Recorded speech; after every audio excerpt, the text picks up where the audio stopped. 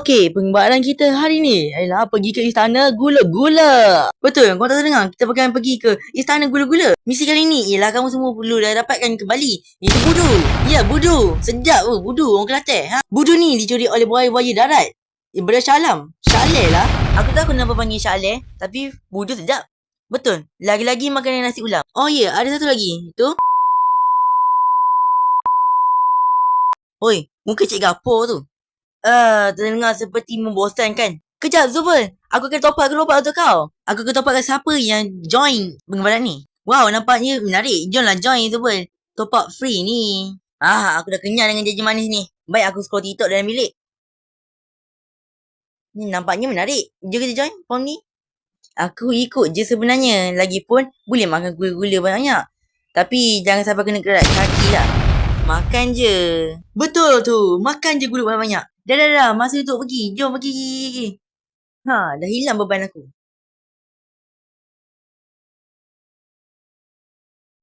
Push. Rokok melon. Wow. Betul-betul banyak gula lah kat sini.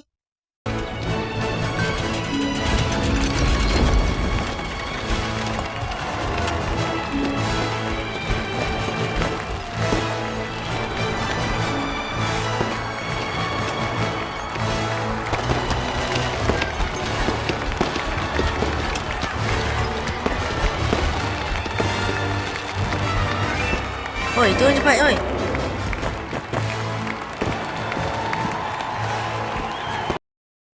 Wow, Kinga, cuba tengok tu. Betul lah di Istana Gula-Gula? Oh, ya ke? Tak tanya. Ramainya peminat kita. Itu BMX.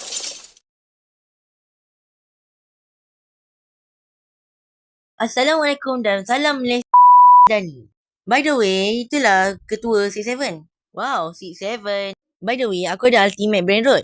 Hehe, belagaknya. Aku ada lagi hebat. Omni, tunjuk kau punya skill. Dia nak ajak kita berantem tu. Halah kau ni, tahulah aku banyak skill. Oh ya, kamu semua datang ke sini kerana nak dapatkan balik budu tu kan? Taklah, tanya lagi. Apapun, takkan kau orang semua nak jalan kaki je kan? Jadi, aku sediakan Transformers. Wow, lori Transformers lah. Kejap, lori pun diperbuat daripada gula-gula ke? Oh ya, ni kunci Transformersnya. Jadi saya serahkan kepada awak ya. Terima kasih ya. Awak mesti tak ikut trend TikTok kan? Ya, betul. Dah, bagi kunci tu biar aku bawa. Aku nak dengar horn dia macam mana. Mesti sedap kan? Hidup Jokowi. What? Buruknya horn ni. Dah lah aku nak bawa lah. Tadi kasut. Sini ambil. Bagi aku masuk. Nak tak kau lah. Bye semua. Oh ya. Kalau nak revive, kena pakai Robux.